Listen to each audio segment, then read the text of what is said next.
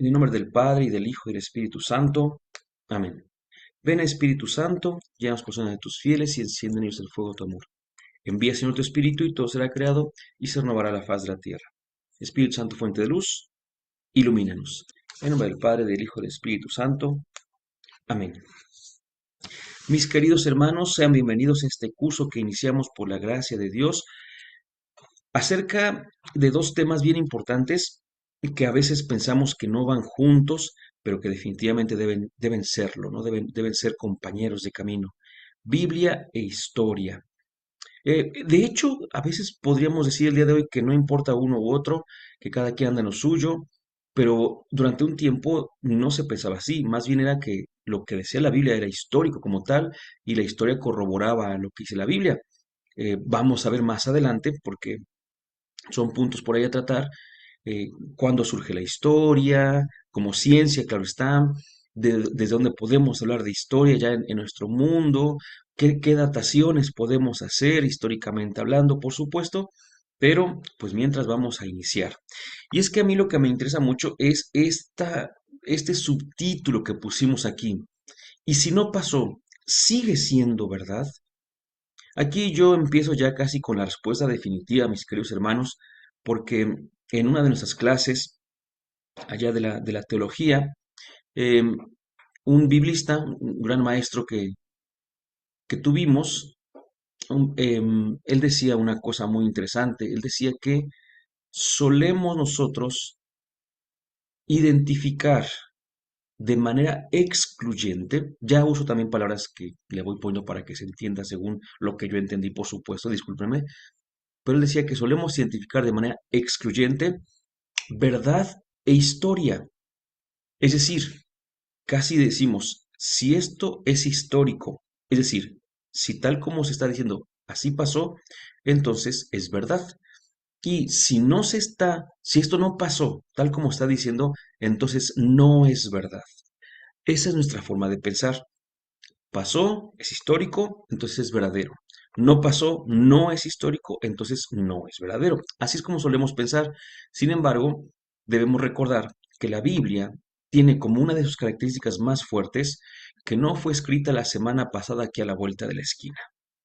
Fue escrita durante muchos siglos y hace muchos siglos también en un lugar muy lejos al nuestro, con una cultura muy diferente, con una civilización muy diferente, con una forma de ver la vida, se llama cosmovisión, con una forma de ver la vida, la creación, el mundo, la naturaleza, hasta el Dios o los dioses, por así decirlo, entrecomillado, totalmente diferente a nosotros. Entonces, creer que nosotros podemos leer la Biblia con esa desfachatez de no tener algunas ideas mínimas, pues creo que también a veces es contraproducente, porque caemos en ciertos errores, como por ejemplo puesto que en algunos de los relatos que vamos a ir viendo, lo voy anticipando, insisto, ya estoy llegando al final, pero apenas vamos empezando para que nos emocionemos. Algunos de los relatos vamos a ver que contienen situaciones no históricas. Y no nada más de los que vamos a ver, sino muchísimos en la Sagrada Escritura contienen situaciones no históricas. Y esto a muchos les hace creer que ya por eso no son verdaderos. Bueno, pues es aquí la cuestión es preguntarse, no qué dicen, sino qué querían decir, porque ahí es donde va a radicar la verdad. Así que dice aquí la pregunta del subtítulo, bueno, ¿y si no pasó, sigue siendo verdad? Porque fue verdad durante mucho tiempo, por así decirlo, ¿no? Durante mucho tiempo afirmamos tal o cual cosa, pero vamos avanzando, nos vamos dando cuenta de que hay cosas que no pasaron así como están escritas, descritas, narradas. Entonces solemos pensar que entonces eso ya no es verdad. No, no, no. Es que más bien hay que ver cuál es la verdad subyacente a esos textos. Así que vamos a empezar nuestro viaje con una introducción que a mí me parece muy bonita. El primer tema, el primer subtema, mejor dicho, dice introducción, pero cuando yo digo introducción me refiero a todo el tema del día de hoy, no solamente a estas primeras dos diapositivas, ¿no? Vamos por partes. Miren, qué bonito, qué bonito. La verdad es que hay cuestiones bien bonitas. Los relatos de la creación que abren el libro de Génesis no solo constituyen el umbral de la Sagrada Escritura, sino también el fundamento de toda la visión bíblica del mundo, del ser humano y de Dios. Dice así, Génesis 1:1, en el principio creó Dios el cielo y la tierra. Pero esta frase no es científica ni cronológica, sino que esta frase es una profesión de fe que atraviesa toda la Biblia. Como recuerda el comentario bíblico San Jerónimo, la creación no es un dato del pasado, sino la afirmación de que todo depende radicalmente de Dios, ahora y siempre. Y es que efectivamente, confío en que tengamos Biblia a mano. Yo aquí tengo una versión que creo que no les había enseñado, no me acuerdo. Es la Biblia de la Iglesia en América. No es la Biblia de América, Biblia de la Iglesia en América de la PPC y la CELAM. Mejor dicho, el CELAM. Y en esta justamente tengo abierto el libro del Génesis, que como bien sabemos, en primerísimo lugar no se llamaba Génesis. En primerísimo lugar, ese es el nombre que nosotros le hemos puesto ya después de una reflexión y una lectura muy, muy amplia, puesto que Génesis, perdón, significa origen. Entonces, em, este primer libro de la Biblia, de toda la Sagrada Escritura, de los 73 libros de la Sagrada Escritura, 46 del Antiguo, 27 del Nuevo, este primer libro es el que abre, como dice aquí, la Sagrada Escritura. Pero no solamente es eso, ¿no? No está ahí nada más como que su valor, sino que su valor es que aquí vamos a encontrar, dice, la visión bíblica del mundo, del ser humano y de Dios. Es decir, al menos en este momento, cómo, cómo ve el hombre bíblico que escribió estos textos, cómo veía al mundo, qué pensaba del ser humano, qué creía de Dios. Es lo que es más importante al decir, bueno, aquí así empieza, ¿no? Y bueno, dice, repito, le llamamos Génesis porque ahí se cuentan los orígenes. Y como alguien ha hecho ver, se cuentan perfectamente los orígenes del universo, del mundo, del hombre y del pueblo de Israel. Entonces son orígenes, varios orígenes que encontramos allí. En hebreo debemos recordar que se llama Bereshit, porque Bereshit significa justamente en el principio. Así como dice aquí, esta traducción, sabemos que hay muchas traducciones, la que está en la diapositiva es otra traducción, dice, en el principio creó Dios el cielo y la tierra, pero justamente la Biblia de la Iglesia en América dice, en el principio, cuando Dios creó el cielo y la tierra estaba desierta y vacía. Había oscuridad sobre la superficie del abismo y el soplo divino se movía sobre la superficie del agua, ¿no? Entonces, esto nos está recordando ¿qué es el comentario bíblico San Jerónimo? Bueno, a ver, los estudiosos de la Biblia eh, y cuando digo estudiosos, no me refiero a los que les gusta como leer la Biblia y pues además hacer oración con ella y por ahí como servidor ver dos o tres libros por ahí. No, no, no, no. Los estudiosos de la Biblia son gente que dedica su vida entera a aprender los textos en sus idiomas originales. Algunos de ellos son arqueólogos, antropólogos y también historiadores y de verdad que hacen unos estudios impresionantes y después de todo eso, dicen, bueno, después de tanto estudio, yo puedo hacer un comentario sobre este texto, sobre este versículo, sobre este libro en general, y hacen comentarios, y no unitariamente, sí los hay, por supuesto, pero más bien son comentarios que reúnen a varios especialistas, porque de verdad, especialistas son casi por libro, ¿sí? Una persona se dedica a estudiar el Antiguo Testamento y estamos hablando de que estudia muchísimo. Otra, el Nuevo Testamento y estudia muchísimo. Pero de esos especialistas del Antiguo y del Nuevo se dedican, por ejemplo, uno más a los profetas, otro más al Pentateuco y así como que se van especializando. Entonces, obviamente, los comentarios bíblicos son una labor conjunta de biblistas que se saben casi de todas, hasta el momento en el que han estudiado, por supuesto, ¿eh? Entonces, el comentario bíblico de San Jerónimo es un producto de varios especialistas de la Biblia, ¿sí? Ya tiene sus ayeres, tiene unas cuantas décadas, pero sigue siendo muy bueno. De hecho, hay una versión, yo conozco dos versiones. La versión que venía por tomos y que es como un color turquesa, más o menos verdecito, y que por ahí, pues no son tan baratos, ¿verdad? Los libros, los tomos tampoco son carísimos, esos son un poquito accesibles, pero a veces están descatalogados. Entonces, por ahí en algunas páginas los puedes encontrar en PDF, no con el ánimo de lucrar, sino de conocer, por supuesto, y ahí verás muchísimo. Y está una edición más reciente en los cuales ya está como más condensado, ¿no? Pero son, repito, comentarios que hacen no uno, sino varios biblistas que trabajan en conjunto y todo esto. Bueno, ahí dice entonces, es que lo comento nada más para que no sea así como que, pues dijo fulanito tal cosa, pero quién sabe. No, no, no, esto, a ver, como recuerda el comentario bíblico San Jerónimo, la creación no es un dato del pasado, sino la afirmación de que todo depende radicalmente de Dios ahora y siempre, porque no está intentando decirnos de una vez, ahí lo dice, no intenta ser una frase científica ni cronológica, sino una profesión de fe. Cuando yo leo esto, lo que leo o lo que tengo que entender es a una persona creyente hablando de su Dios, hablando de los suyos, hablando de su propia fe. Eso es lo que tengo que entender. No puedo yo venir y decir, ah, mira, esto lo dijo esta persona que era científica seguramente en su tiempo y entonces seguramente por eso es que dice que pasó así. No, no, no. Es lo que esta persona cree y más adelante vamos a entenderlo un poquito mejor. Bueno, continuamos. Perdón, se fue una. La iglesia, nuestra iglesia, claro, especialmente a partir del Concilio Vaticano II, ha insistido en que la Biblia debe leerse según su género literario, según también su contexto histórico y según también su intención teológica.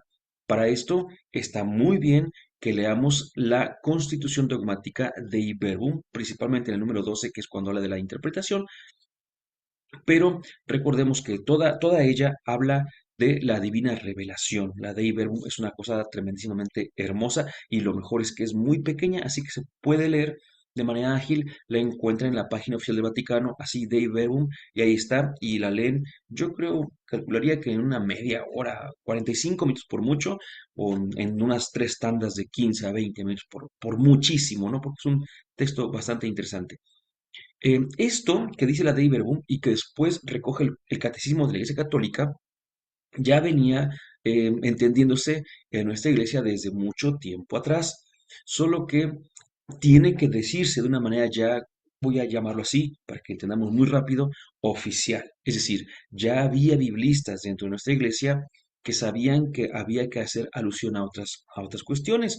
De hecho, tenemos la Divino Hablante Espíritu y tenemos algunas otras intervenciones de papas o de biblistas que recuerdan justamente todo este tipo de cuestiones, que la Biblia debe leerse según su género literario. Y para esto, evidentemente, tenemos que ver en qué género cabe cada uno de los textos. ¿Sí? No todos son del mismo género literario. Así que no se puede leer igual, no se debe leer igual.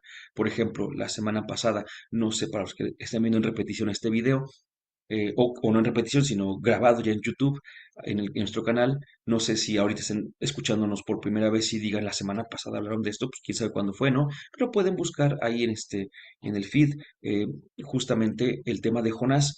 No se puede leer igual el libro de Jonás que, por ejemplo, el Apocalipsis, ¿no? De hecho, como solemos decir, pues casi ningún libro puede leerse como el Apocalipsis. Sí hay al menos partes en otros libros bíblicos que se deben leer como el libro del Apocalipsis, pero sabemos que este libro es bastante sui generis, entonces hay que tomar en cuenta eso, cada uno de sus géneros literarios. Después su contexto histórico, van a ver que hoy particularmente, el contexto histórico va a ser importantísimo. Y luego la intención teológica, ¿por qué me lo está contando? ¿Por qué me lo está diciendo? ¿No? A lo mejor eh, en las películas luego sale, ¿no? Están hablando dos personas y dice una, oye, te estás quemando. Sí, es que me estoy quemando del amor que siento por ti. No, te estás quemando. Claro, yo siento como, no, que te estás quemando. No, y ahí está incendiándose, ¿no? Entonces dice uno, a ver, esa afirmación, te estás quemando, ¿cuál es la intención que tiene? ¿Qué es lo que quiere suscitar en la otra persona? Entonces, ¿qué intención tenían los autores que escribieron que entonces dijo Dios que exista la luz? ¿Qué intención tenían? Porque ya dijimos que no era una crónica, no ahí decirnos qué es lo que estaba pasando, no, no, no. Entonces había una intención, hay que buscarla. Y solo así, solo de esta manera, es posible entablar un diálogo honesto con la ciencia, evitando los extremos, tanto el fundamentalismo como el reduccionismo. El fundamentalismo es la lectura que dice que así como está, así es, así exactamente, ¿no? Oye, pero es que fíjate que eso no condice con lo que sabe. No me importa, lo dice la Biblia, es palabra de Dios y así es fundamentalismo. Pero también el reduccionismo, eso no pasó. Es que ni te preocupes porque eso no es así. Y es que este ni existió. Y es que este y reducimos todo al nada, ¿verdad? Entonces estamos diciendo caemos en los extremos y no va por ahí. No va por ahí definitivamente. Así que después de introducción, hagamos ahora sí un pequeño viaje. El día de hoy es muy pequeño porque es la introducción a todo el curso, pero yo creo también muy bonito viaje. Entonces, primer punto, ciencia y fe, el origen del universo como misterio y como don. Punto número uno, el universo que comienza. La teoría del Big Bang, propuesta por el sacerdote Georges Lemaitre en 1927, sostiene que el universo tuvo un inicio físico en el tiempo. Eh, ay, miren, algunas cosas vamos a poder ir como comentándolas un poquito más específicamente, otras yo creo que quedan comprendidas, pero pues miren, los científicos, los estudiosos del mundo, los estudiosos de los tiempos, de la historia, los estudiosos de distintas cuestiones, pues tienen sus herramientas, ¿no? Y aquí hay una cosa bien interesante, que hay herramientas, por ejemplo, ópticas, hay herramientas sensoriales de movimiento, por ejemplo, y otro tipo de herramientas, ¿no? Muchos tipos de herramientas. Entonces, en el siglo pasado, hace casi 100 años, un sacerdote que además era científico, eh, viendo, eso es buenísimo, observando el universo, se dio cuenta de una cosa muy sencilla. Yo lo voy a poner con términos sencillos para que se entienda tal complejidad que nos queda un poquito lejos. Pero imagina que tú llegas a un cuarto y de repente ves por ahí pues unas maderas y acá unas maderas como que medio hechas carbón y acá ves un ya así casi el puro carbón pero ya polvillo. Dices, bueno, aquí algo se quemó para empezar. Aquí hubo fuego. Oye, pero no estás viendo el fuego. No, no estoy viendo, pero es evidente. Por lo que sabemos, por cómo funcionan las cosas, sabemos que aquí hubo fuego, por aquí se ve carbón. Ahora, ¿sabes qué? Este polvillo se quemó antes que los carbones, o la madera que está ya hecha como carbón, porque de hecho aquel es polvito y como tal, ¿no? Entonces, y aquel seguramente en algún momento se iba a quemar o se va a quemar, pero todavía no se quema. Entonces yo puedo ver que aquí esto pasó. Antes, luego esto, perdón, luego esto y después esto, ¿no? Entonces, este tipo de cuestiones que se observan, pues ahí están a la luz, ¿no? Pues viendo el universo y todo esto, se dieron cuenta de que había como residuos, justamente, que de explosiones. Para esto obviamente no siempre es así como que estoy viendo algo, a veces sí se ven cuestiones así directamente, pero a veces son las famosas ondas, ¿sí? Les voy a poner un ejemplo muy bonito, muy, muy sencillo. Y es con los atardeceres. Seguramente, pues, a todos nos gustan los atardeceres porque se ven muy románticos, muy bonitos, así como que muy rojitos, ¿no? Y ahora que estamos en el mes del amor y la amistad, pues como que decimos, ay, mira qué bonito, qué romántico atardecer. Pero tiene su razón de ser que el atardecer se vea rojizo. Tiene su razón porque, de acuerdo con la posición del sol, así está la Tierra aquí, y cuando está el sol arriba de nosotros, vemos, voy a decirlo así, blanco o amarillo, ¿no? O sea, como que vemos todo muy claro. Voy a decir los colores. Pero conforme va pasando, los colores tienen ciertas ondas. Entonces, cuando está a una altura que está como a nuestro campo de visión horizontal, solamente pasan ciertas ondas que son las que vemos como si fueran color rojo. Entonces, las que pasan cuando está arriba son las que vemos que son como si fuera blanco o amarillo, pero me lo diga así. Este, entonces, depende de la posición, es como vemos las ondas. Pues hagan de cuenta que también las ondas dicen mucho. Oye, es que fíjate que yo aquí veo un tipo de onda y este tipo de onda solamente surge en tal momento. Bueno, pues todo ese tipo de cosas llevó a George Lemaitre a decir, bueno, y aparte, ¿no? pues vemos que el universo está en expansión. También se ve por las ondas y todo esto. Entre otras cosas, yo también estoy reduciendo o simplificando mucho, por supuesto, ¿no? Pero veía que estaba todo así como que en expansión, el universo estaba expandiendo. No lo midieron con una regla, sino que, repito, tienen sus herramientas propias para poder llegar a esas conclusiones. Y dijo, oye, pero es que si hoy el universo tiene un diámetro, un tamaño de tal, ayer estaba más chiquito, antes estaba más chiquito, y así se fue, ahí se fue. Entonces, pues tuvo que haber un momento en el cual el universo estaba así pequeñito y contenido todo, ¿no? Entonces, ya que está todo contenido, también hay que entender esto, que uno lo entiende, y perdonen que ponga, repito, ejemplos así, pero si tú vas de viaje y tienes tu maleta, y bueno, pues pones cuatro o cinco camisitas y dos pantalones por ahí, tu maleta cierra perfectamente bien.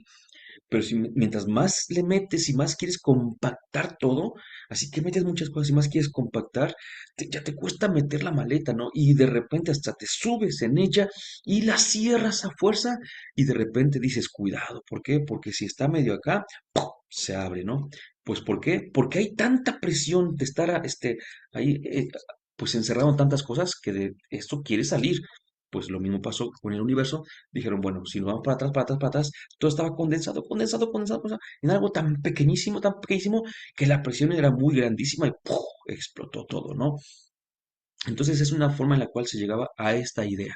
Bueno, esto quiere decir, pues, dice que el universo tuvo un inicio físico en el tiempo. Ok, hasta ahí no hay ningún inconveniente. La Biblia de Jerusalén, en su nota a Génesis 1:1, cuando Dios creó el cielo y la tierra, subraya que este versículo no describe cómo ocurrió ese inicio, no describe el Big Bang, sino quién es el autor de ese inicio. La Biblia no dice cómo ocurrió ese inicio, sino quién es el autor de ese inicio. Evidentemente es Dios. Para el creyente no hay otra, ¿verdad? Aquí hay una curiosidad muy interesante, ¿eh? Muy interesante. El Papa Pío XII, en su discurso a la Academia Pontificia de las Ciencias, en el 1951, afirmó, la ciencia moderna, al investigar el origen del mundo, parece haber encontrado un testimonio del instante de la creación. Y uy, no es que sea mentira, pero definitivamente tampoco va por ahí. ¿Sí? No va por ahí, porque la ciencia tiene su propio objeto de estudio, la teología tiene su objeto de estudio y son objetos diferentes. Entonces, como son objetos diferentes, no se van a contradecir, pero tampoco es que uno lleve al otro así como de manera y tal cual, ¿no? Así que decir, ay, mira, pues estábamos hablando del origen del mundo y ya con esto la ciencia está confirmando. No, espérate, no se puede. O sea, yo creo que el día que entendamos que la ciencia no puede corroborar las cuestiones de fe, ese día vamos a llevarlo mejor entre todos, ¿sí? Porque pensar que la ciencia corrobora eso, mira, te lo voy a decir de esta manera, y lejos, lejos de lo que acabamos de leer, lejos de lo que está en verdecito, ¿eh? ¿Cuándo hemos escuchado en los últimos tiempos, así tal cual, ¿no? De los papas, del catecismo, de algún texto magisterial. ¿Cuándo habremos escuchado? Por este descubrimiento de la ciencia confirmamos la existencia de Dios. Jamás, jamás.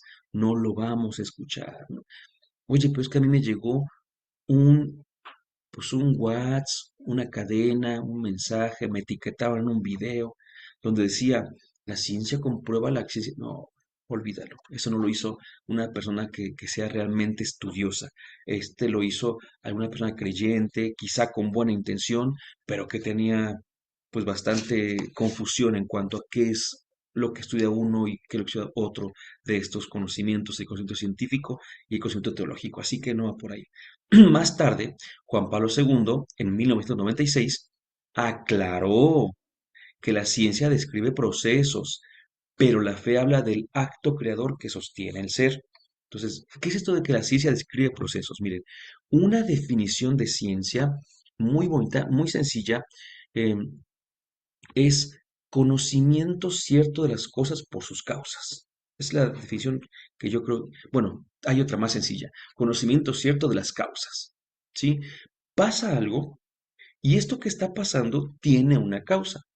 La ciencia puede saber cuál es la causa de esto que está pasando y establece una relación de necesidad entre causa y efecto y ahora tenemos un conocimiento universal, científico e incluso predictivo, porque cuando se dan ciertas causas, se dan ciertos ingredientes, esto causa algo. Por eso podemos saber cuándo va a llover, podemos saber muchas cosas, ¿no? Bueno, pero esa es la ciencia.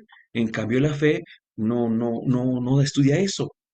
La fe dice, bueno, pues es que esto no pasa nada, qué bueno que la ciencia lo está sabiendo, pero la fe habla de que pues, al final de cuentas todo lo sostiene Dios, ¿verdad? Entonces, ahí la ciencia a lo mejor llegará un momento no en el que encuentre a Dios, sino en el que encuentre que ya no puede seguir más allá y nunca más va a poder, porque es un salto enormísimo, pero después hablaremos de eso.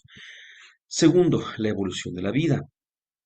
También tenemos que entender esto. El ser humano es fruto de un largo proceso evolutivo, pero esto no contradice la fe.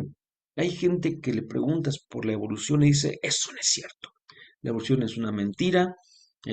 Nosotros creemos en que Dios ha creado al ser humano a su imagen y semejanza. Híjole, pues es que cuando empezamos a ver, ahorita vamos a ver que bueno, hoy no, pero vamos a ver que la historia tiene lo que llamamos fuentes primarias y fuentes secundarias. Y pues no hay ninguna fuente histórica que pueda decir, pues estaban así como que, perdón, como lo decir, ¿no? Estaba así el barro y de repente fue ser humano. No, pero hay fuentes, no les puedo llamar pruebas, tampoco son indicios, pero sí tenemos, es eso, fuentes, restos, materiales y demás que nos dan a entender justamente que hubo un proceso evolutivo, eso sí, ¿no? Pero no hay ninguna cuestión que confirme que de la nada, bueno, no de la nada, sino del barrito, ¡pum!, surgió un ser humano y ya, ¿no? No va por ahí, ¿verdad? El Papa Francisco ha dicho, el Big Bang, hoy aceptado por casi todos los científicos, no contradice la intervención creadora de Dios, sino que la exige. Eso es muy interesante. Alguna vez, no hablando de esto, pero sí hablando de algo de ciencia, alguien dijo, ay, el Papa que se mete, el Papa que hable de la Iglesia y que le deje la ciencia a los científicos. Pues resulta que el Papa Francisco, que de Dios goce, pues tenía estudios de ciencias experimentales, ¿sí? Así que tampoco es que fuera así como que un fanático de la fe. La Biblia, en Génesis 2:7, miren, aquí es importante, expresa esta verdad con un símbolo poderoso. Entonces Yahvé Dios formó al hombre del polvo del suelo e insufló en su nariz aliento de vida. El polvo indica proceso, fragilidad y continuidad con la tierra, mientras que el aliento significa el don gratuito de Dios. Esto es buenísimo, ¿eh? Regreso. Primero, el universo que comienza en primero Dios, la próxima sesión hablaremos de esto un poquito más a detalle para plantearnos ciertas fechas y que nos demos cuenta de que justamente una lectura fundamentalista no nos va a ayudar para nada. Después, la vida evoluciona y no tenemos inconveniente con eso, de verdad que no. Por ahí algunas personas bueno, pero viene otra cosa importante, perdón, antes que diga lo que algunas personas afirman. La iglesia nunca va a poder decir que una teoría científica eh, es real, o incluso que una ley científica, ¿no? Está bien, ¿no? Así como decir, bueno, pues canonizamos esa teoría, no, porque no es su ámbito, ¿sí? No porque no esté de acuerdo, o no porque la rechace, sino porque no es su ámbito. Uno pensaría que la iglesia tiene que decir que sí o que no para que sea verdadera o falsa, pero pues no va por ahí y no le compete a la iglesia decir esto. Lo más que puede decir es esto, justamente, que está aquí en la diapositiva. Esto no contradice, ¿sí? Esto sí contradice, esto no contradice. Pero que la iglesia diga, y esta teoría es la verdadera. No. Entonces, por ejemplo, dice, la teoría del Big Bang y también la teoría de la evolución no contradice nuestra fe. Así de sencillo, no contradice. Hay otros que quieren que la iglesia diga que no es así. No va por ahí, no va por ahí. Bueno, entonces ahora sí, habiendo dicho eso, vamos a hacer un primer acercamiento a los relatos de la creación. Y está buenísimo porque tenemos que hacer un pequeño contexto histórico y hacer una cuestión de teología. El primer relato que aparece en la Biblia es el que llamamos el relato sacerdotal del Génesis 1:1 al Génesis 2:4a. ¿Por qué se le llama sacerdotal? Todavía se le llama así y seguirá haciéndolo. A ver, vamos por partes. Hubo una propuesta de lectura del Pentateuco. El Pentateuco son los 5 primeros libros de la Biblia, en el cual se decía, siempre se ha preguntado, los estudiosos se han preguntado, ¿cómo es que surgieron los textos bíblicos? Porque los estudiosos saben una cosa, investigan muchas, pero una primera saben, que la Biblia no cayó del cielo. A pesar de lo que muchos creen, mucha gente cree, fíjense nada más, y espero que ustedes no estén dentro de ellos, mucha gente cree que un día estaba el ser humano, cayó la Biblia y a partir de allí empezaron a configurar sus vidas. Nada que ver. Un día estaba el ser humano, tuvo una intuición, tuvo una experiencia con Dios, tuvo una vivencia humanamente hablando que le movió y empezó a reflexionar en torno justamente a ese Dios o a esa experiencia y demás, y empezó a solventar ciertas ideas que tenía y se dio cuenta, llegó a la confirmación en su mente de que hay Dios, ¿no? Y entonces, después de esta experiencia, se da cuenta de que no es el único, de que hay más, y empiezan a tener como que estas vivencias en común, y entonces después de mucho tiempo, pero de siglos y siglos, deciden escribir, ¿sí? Pero ya la vivencia y la reflexión y la experiencia y tantas cosas, eso ya estaba desde antes, ¿no? Y es que es lo que luego no entendemos, porque creemos que la iglesia y que el creyente surge de la Biblia, y no, la Biblia surge del creyente. Mejor aún, la Biblia surge de la iglesia creyente, ¿no? Entonces, es que este es el asunto. Ahora, la iglesia escribe la Biblia y ahora hay gente que quiere hacer su propia iglesia basada en su interpretación de la Biblia que escribió la otra iglesia. Entonces, así como que viene alguna cuestión que no va por ahí, ¿no? Bueno, los estudiosos se ponen a pensar cómo surgen los textos bíblicos. Y dentro de las muchas propuestas hubo una muy bonita que hablaba de cuatro fuentes, por así decirlo, así lo voy a llamar de momento, cuatro tradiciones es la palabra que se usó mucho tiempo, que habían dado pie justamente a los textos bíblicos del Pentateuco principalmente, eh, y especialmente el Génesis.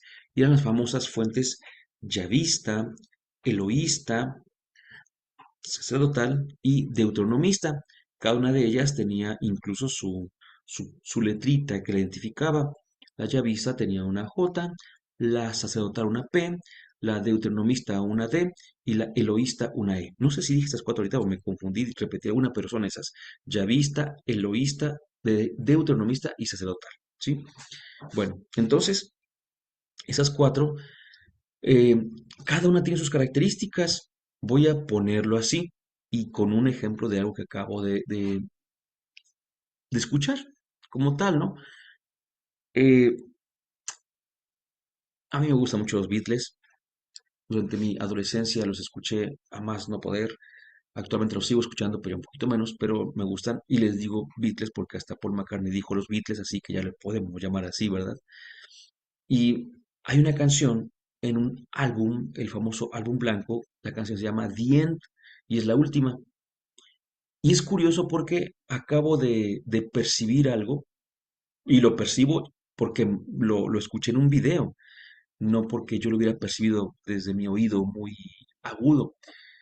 Resulta que en esta canción que se llama The End, al final hay tres personas de los cuatro, porque el cuarto era Ringo, el baterista, pero John, Paul y George tocando guitarra, tocando lo que llamamos luego unos solos de guitarra, pero hagan de cuenta que toca uno como 2, 3 segundos y luego va el otro, y luego va el otro, y así, y repiten como 3 veces su participación, 3 o 4 veces por ahí, y dices, pues sí es cierto, o sea, es totalmente cierto, porque tú estás escuchando la canción y está este sonido, y escuchas un sonido, escuchas una forma, un estilo, y de repente, ¡pum!, escuchas otro sonido, otra forma, otro estilo, y luego, ¡pum!, y escuchas otro y otro, y dices, es que es cierto, o sea, ya que te lo dicen, dices, es totalmente verdadero que lo puedes, decía yo, percibir cómo cambia el autor, el, ay, se me fue el nombre, el que ejecuta ese solo de guitarra, ¿no?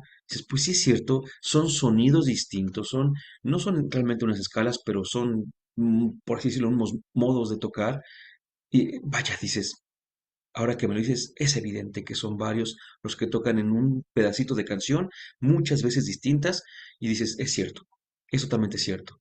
Pero mientras no lo sabíamos, mientras yo no lo sabía, yo escuchaba y yo pensaba que era uno solo el que estaba tocando, uno solo.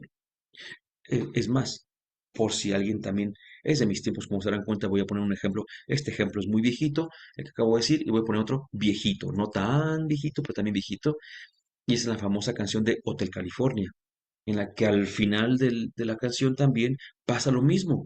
Un guitarrista hace un solo de guitarra y luego entra otro guitarrista cuya guitarra suena diferente, una parte, y tiene otra forma de tocar, ¿no? O sea, tiene como que otra intención, otros gustos, otros modos, y luego regresa el primero y luego va el segundo, y después hacen una armonía tan bonita con las dos guitarras que, puf, una cosa tremendísima, ¿no? Pero sí se llega a distinguir que son dos distintos. Entonces, mientras uno no sabe, puede uno pensar que es el mismo que está tocando, pero ya que lo estás viendo dices, no, es que definitivamente son distintos. Pues así pasa aquí con los textos. Tú dices, esta parte de Génesis tiene una forma de expresarse, tiene una forma de llevarse, pero de repente en este párrafo o en este versículo como que ya se siente distinto. Entonces, por ejemplo, aquí lo que se dieron cuenta, cosas muy sencillas, dicen, no, pues a ver, cuando Dios creó, dijo Dios que exista la luz y la luz existió. Mira, este Dios crea con su voz. Eso significa que tiene una potencia increíble, ¿no? No me refiero a que se oiga mucho, sino que potencia de poder. Su voz tiene un poder increíble, ¿no? Y este Dios nunca se ve, o sea, como que es trascendente, ¿no? Y que existe un firmamento y con su pura voz lo hizo. Y todo es así como que muy majestuoso y demás. Pero de repente sigue uno leyendo y de repente dice, mira, primero me dice una cosa muy interesante. 2:4b, cuando el Señor Dios hizo la tierra y el cielo. Oye, pero me lo acabas de contar. Bueno, sí, déjame que te siga contando. Cuando Dios hizo todo esto, aún no había arbustos del campo en la tierra, porque Dios no había enviado lluvias sobre la tierra. Bueno, no hay ningún inconveniente, pero ya hay tierra, ¿no? Bueno, y dice, no existía ningún hombre tampoco que labrara el suelo, que cultivara el terreno, pero en la tierra surgía un manantial. Ah, caray, esto como que no se parece mucho a lo que vi, porque hasta me decía día uno, día dos, segundo día, tercer día, cuarto día, y dice que después de que este manantial humedecía toda la superficie del suelo, dice así, 2:7, que lo escuchamos por acá. Entonces el Señor Dios formó al hombre con el polvo de la tierra y sopló en sus narices aliento de vida, de modo que el hombre se convirtió en un ser viviente. Ah, caray, pero me acaba de decir que fue lo último que hizo. En el sexto día dijo, entonces Dios dijo, hagamos al ser humano a nuestra imagen y semejanza para que domine, pero pues acá, y es que ya había creado las aves, y acá de repente lo primero que crea es el hombre, y después dice que hizo crecer tierra, perdón, la tierra, hizo crecer árboles, un jardín muy bonito, y que después van ya otras palabras, pero y creó a los animales. Esto no se parece uno al otro. Es más, aquí, si sigo leyendo, voy a ver que este Dios dice, tomó, o formó, mejor dicho, formó al hombre con el polvo de la tierra. Oye, no le mandó con su voz, sino que él lo hizo. Y yo sigo leyendo y veo que este Dios camina por ahí. Es un Dios diferente porque el otro era muy trascendente y ese es muy cercano. El otro era un Dios que todo lo hacía con su voz, majestuoso y demás. En cambio, este Dios lo hace con sus manitas, es como artesano, como alfarero y demás. ¿Qué estará pasando? Se da uno cuenta de que son distintos, no distintos dioses, distintos relatos, ¿sí? Por eso es que decimos relato sacerdotal. Y eh, decíamos que eran cuatro: sacerdotal, eloísta, yavista y deuteronomista. Cada uno tiene rasgos por los cuales, entre otras cosas, se les da este nombre. El relato sacerdotal, entre otras muchísimas, muchísimas, muchísimas cosas, tiene una muy importante. Todo es litúrgico. Todo es litúrgico. Entonces, uno se da cuenta de que aquí hay, en el primer relato, 1 al 2 4a, hay una cadencia litúrgica. De hecho, pues uno lee y se da cuenta de que hay ritmo dentro de la lectura. Entonces dice uno, bueno, esto tiene como ritmo, es como una poesía, pero más bien es como un cántico, como un himno, y los himnos cantaban en la liturgia, y 7 días, como los días de la semana, y entonces se da uno cuenta de que hay ese ritmo. En cambio, y siempre dicen, entonces Dios dijo. Dios vio que la luz, y Dios esto, y Dios lo otro, y Dios aquello.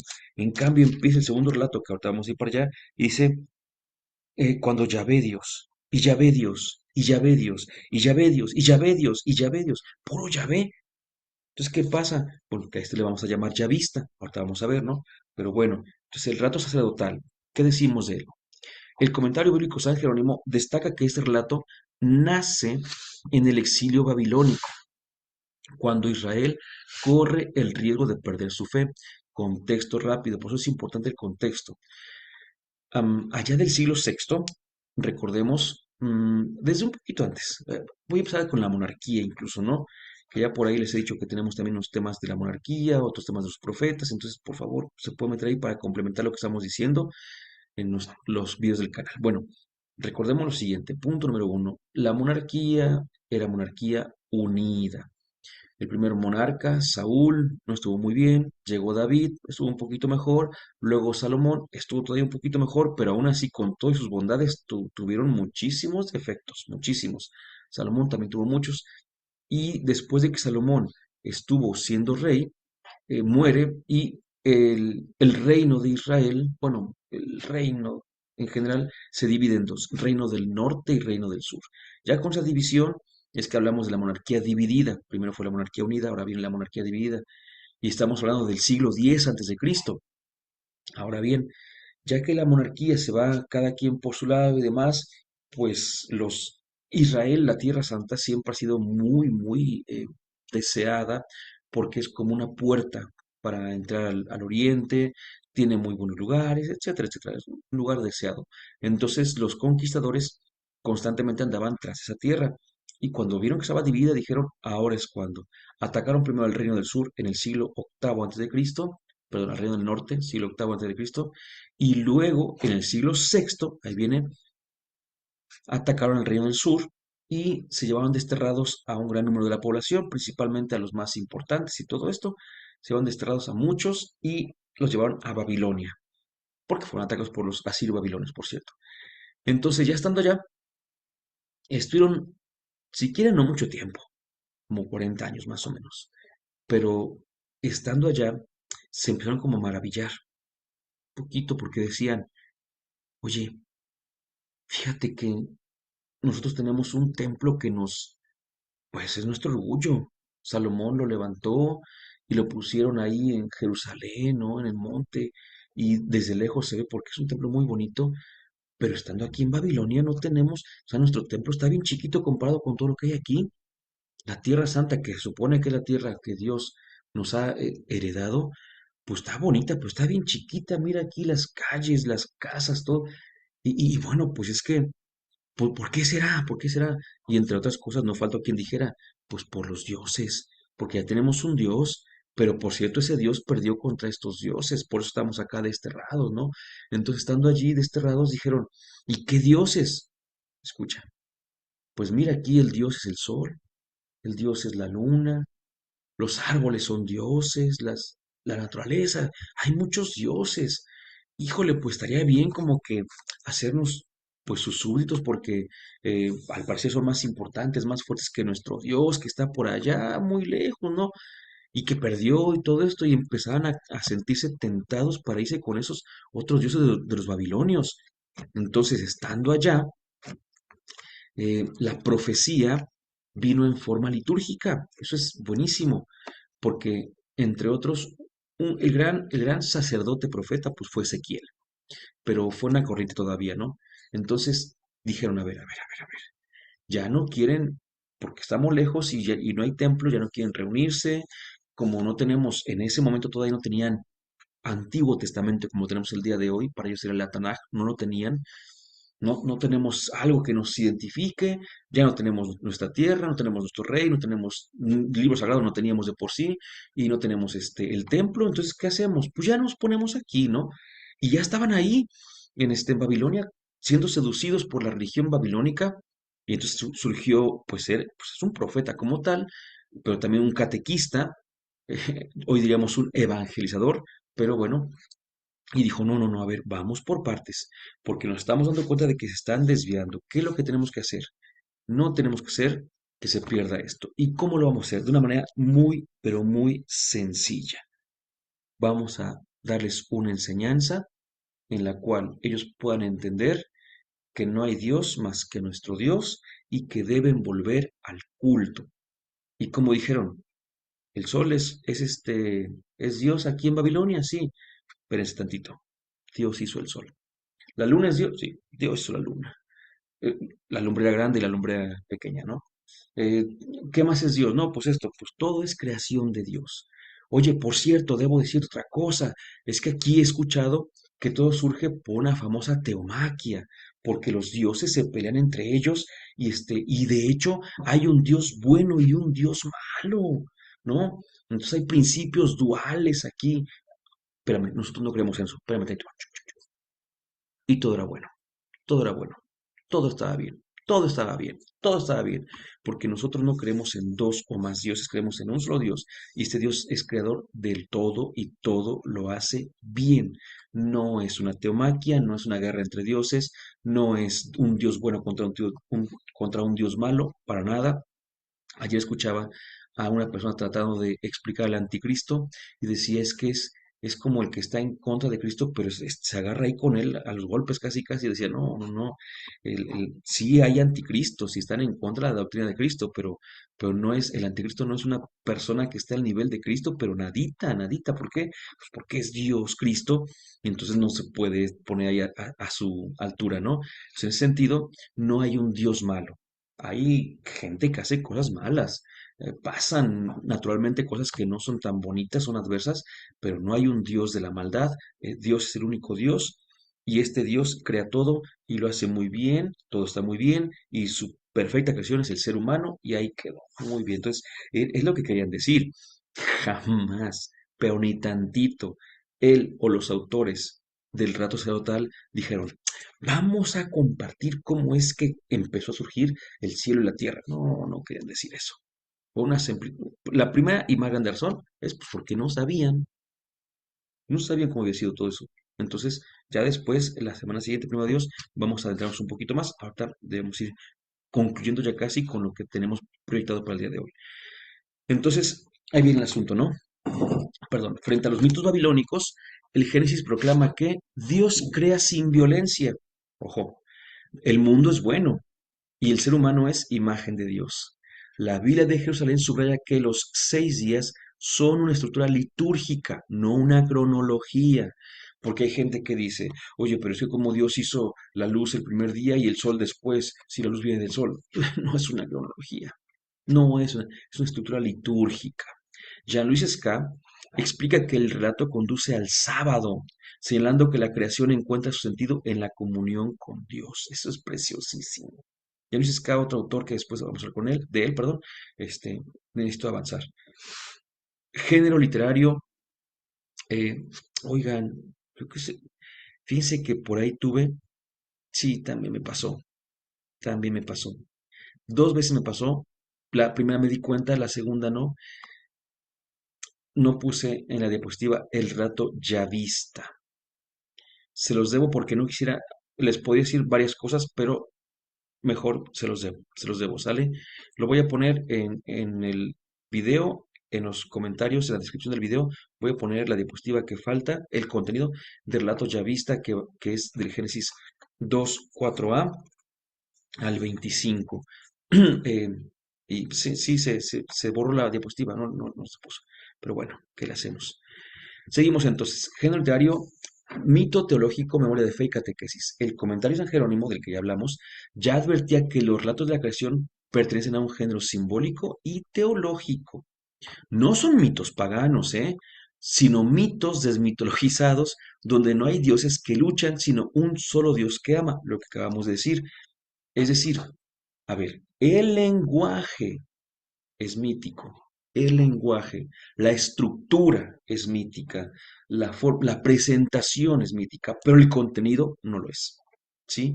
A diferencia del mito en el que el lenguaje, la estructura, la presentación y el contenido son mito, aquí es un lenguaje mítico, pero no es mito. Félix García López, otro novelista, y Joseph Blenkinsopp muestran que el relato fue redactado a partir de tradiciones antiguas, unificadas para ofrecer una catequesis de identidad. Israel no nace del caos, sino de la palabra de Dios. Mira qué precioso. Israel no nace del caos, sino de la palabra de Dios. No nació, no estaba en las aguas y ahí surgió el pueblo, sino que estaban las aguas y Dios habló. El hablar, ahí sí crean. Entonces, aquí está. Antes que se me olvide, estaba comentándoles hace ratito una cosa que ahora retomo, y es que esta teoría de las cuatro tradiciones actualmente ya no la sostienen, ¿no? Es decir, la teoría decía lo siguiente, decía que cuatro redactores o editores habían juntado como que material, le habían dado una forma y que ya tenían sus propias características y que de repente, tiempo después llegó alguien o llegaron algunos que lo que hicieron fue juntar las tradiciones. Y hoy se dice, no, al parecer no, ya no se puede hablar de esa manera, sino que más bien lo que aconteció es que un primer relato se fue como que transmitiendo y después en otra época a ese relato se le agregó algo más y luego se le agregó algo más, entonces, pero en lugar de poner cuatro que los juntamos, es uno que lo vamos como editando. Pero bueno, ya otro día hablamos de todo eso, ¿no? Por eso dice que el relato fue redactado a partir de tradiciones antiguas, es decir, oralmente se decían cosas y se creían cosas, pero justamente cuando se vio la necesidad de recordar la identidad del pueblo, dijeron, esto podemos contar, esto. Entonces, esa es la catequesis de identidad. Buenísimo, ¿eh? La Biblia de Jerusalén habla de un lenguaje poético teológico que revela más de lo que describe. No describe, revela. Fundamento histórico y sentido teológico de la creación. Los relatos no son historia en sentido moderno, otra vez, ¿no? Y la pregunta al principio, ¿y si no es historia, entonces sigue siendo verdad? Pues claro, porque no son historia en sentido moderno, ya después hablaremos de historia, pero sí están enraizados en la historia de un pueblo que descubrió a Dios como creador, donde en medio del exilio, lo que decíamos, los estaban allá desterrados en Babilonia. Y después regresaron, pero ella es otra cosa. El comentario bíblico latinoamericano señala que creer en la creación fue un acto de resistencia. Si Dios creó todo, entonces ningún imperio es absoluto. Ningún imperio y es absoluto y no existen otros dioses, ¿sí? Por eso el hecho de estarlo repitiendo constantemente en sus catequesis, el exilio, en el destierro, vaya, eso les ayudó a resistir en su fe. Tomás Parra Sánchez y Salvador Carrillo Alday recuerdan que la creación es continua. Mi padre sigue trabajando. Dios no creó y se fue, sino que Dios crea y sostiene. Existen en el estudio que se llama Teodicea o Teología Natural, eh, existe la propuesta no nada más de ateo y creyente, sino que dentro de los creyentes hay deístas y hay otras propuestas y demás. Entonces, algunos piensan que, por ejemplo, dicen, es que yo sí creo que existe Dios, pero para mí Dios vino, creó y se fue. Mm, eso no lo creemos nosotros, por ejemplo, ¿no? Pues creemos que Dios vino, creó y se quedó, y luego se encarnó en la segunda persona de la Trinidad y estuvo con nosotros, ¿no? Entonces eso lo pensamos, que Dios sigue creando. Entonces los relatos de la creación no son crónica o cronología de lo que pasó al principio, porque los relatos de la creación afirman que sigue pasando, porque se sigue sosteniendo. Lectura eclesial, magisterio, Biblia y pastoral. El Concilio Vaticano II enseña, la Escritura enseña firmemente, fielmente y sin error la verdad que Dios quiso consignar para nuestra salvación, no para nuestro conocimiento científico, aunque tampoco lo desprecia. Esto implica que la verdad del Génesis no es científica, sino salvífica. El Papa Benedicto XVI afirmó, la creación no es un acontecimiento del pasado, sino una realidad permanente, la misma idea que decíamos hace un momento.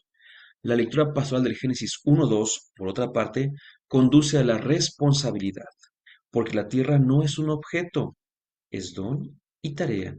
Comento rápidamente una experiencia, una anécdota que en otros momentos les he comentado, que un amigo me decía que en una conferencia pues el charlista, el ponente, decía que el responsable de que la tierra estuviera con tanta contaminación y que estuviera tan mal, no era el hombre, sino que era Dios, ¿no?